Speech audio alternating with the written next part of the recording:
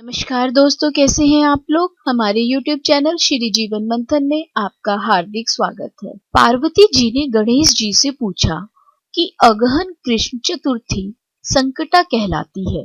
उस दिन किस गणेश की पूजा किस रीति से करनी चाहिए।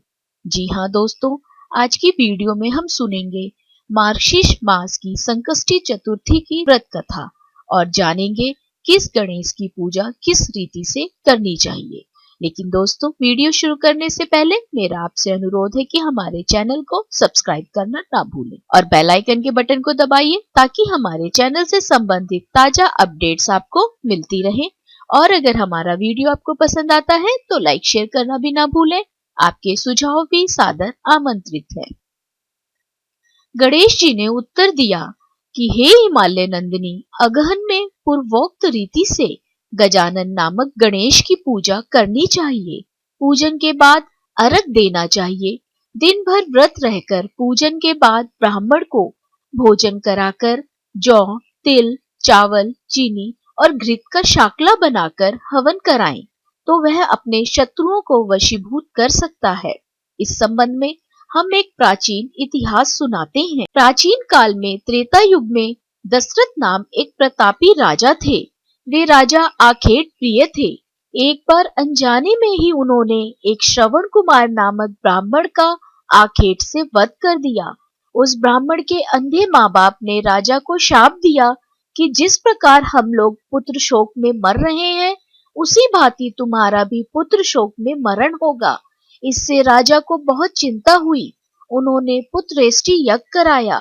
फलस्वरूप जगदीश्वर ने राम रूप में अवतार लिया। भगवती लक्ष्मी जानकी के रूप में अवतरित हुई।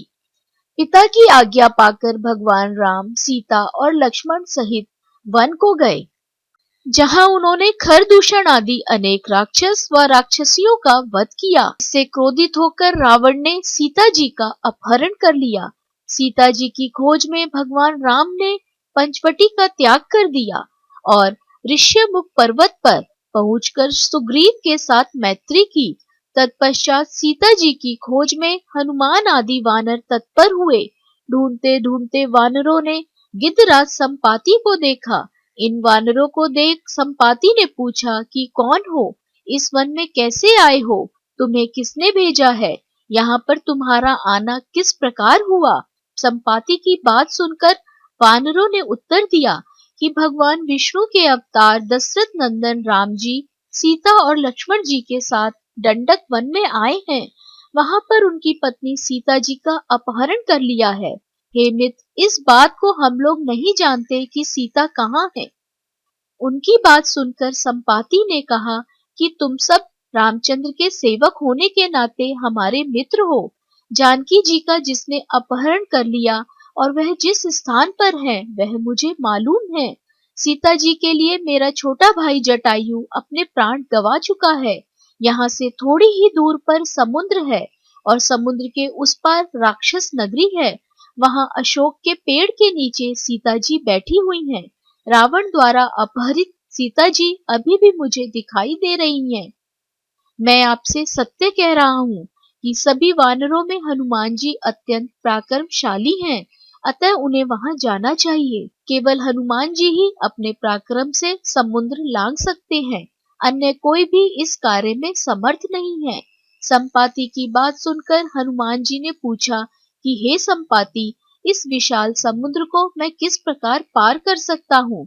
जब हमारे सब वानर उस पार जाने में असमर्थ है तो मैं ही अकेला कैसे पार कर सकता हूँ। हनुमान जी की बात सुनकर संपाति ने उत्तर दिया कि हे मित्र, आप संकट नाशक गणेश चतुर्थी का व्रत कीजिए। उस व्रत के प्रभाव से आप समुद्र को क्षण भर में पार कर लेंगे। संपाति के आदेश से संकट चतुर्थी के उत्तम व्रत को हनुमान जी ने किया। हे देवी, इसके प्रभाव से हनुमान जी क्षण भर में समुद्र को लांघ गए। इस लोक में इसके समान सुखदायक कोई दूसरा व्रत नहीं है। श्री कृष्ण जी कहते हैं, महाराज युधिष्ठिर, आप भी इस व्रत को कीजिए। इस व्रत के प्रभाव से आप क्षण भर में अपने शत्रुओं को जीतकर संपूर्ण राज्य के अधिकारी बनेंगे। भगवान कृष्ण का वचन सुनकर युधिष्ठिर ने गणेश चतुर्थी का व्रत किया। इस व्रत के प्रभाव से वे अपने शत्रुओं को जीतकर राज्य के अधिकारी बन गए। अब दोस्तों जानते हैं मार्गशीर्ष मास गणेश चतुर्थी व्रत पूजन विधि क्या है। प्रातः काल उठकर नित्य कर्म से निर्वृत्त हो, शुद्ध होकर स्वच्छ वस्त्र धारण कर ले। श्री गणेश जी का पूजन पंचोपचार धूप दीप नैवेद्य अक्षत फूल से करें। इसके बाद हाथ में जल और दूर्वा लेकर मन ही मन श्री गणेश का ध्यान करते हुए व्रत का संकल्प करें। मम सर्व कर्म सिद्धये सिद्धि विनायक पूजन महम करिष्ये। अब कलश में जल भरकर उसमें थोड़ा गंगा जल मिलाएं। कलश में दूर्वा सिक्के साबुत हल्दी रखें। उसके बाद लाल कपड़े से कलश का मुख बांध दें। कलश पर गणेश जी की प्रतिमा स्थापित करें। पूरे दिन श्री गणेश जी के मंत्र का स्तवन करें। संध्या को दोबारा स्नान कर शुद्ध हो जाएं। श्री गणेश जी के सामने सभी पूजन सामग्री के साथ बैठ जाएं। विधि विधान से गणेश जी का पूजन करें। वस्त्र अर्पित करें। नैवेद्य के रूप में 10 लड्डू अर्पित करें। चंद्रमा के उदय होने पर चंद्रमा की पूजा कर अर्घ अर्पण करें। उसके बाद गणेश चतुर्थी की कथा सुने अथवा सुनाएं। जौ चावल चीनी तिल व घी से हवन करें। तत्पश्चात गणेश जी की आरती करें।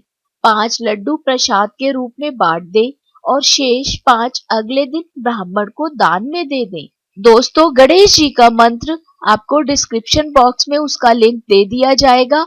आप चाहें तो वहां से वो मंत्र सुन सकते हैं। आशा करते हैं गणेश चतुर्थी की ये कथा आपको पसंद आई होगी। राधे राधे। आप सभी पर ईश्वर की कृपा सदा बनी रहे।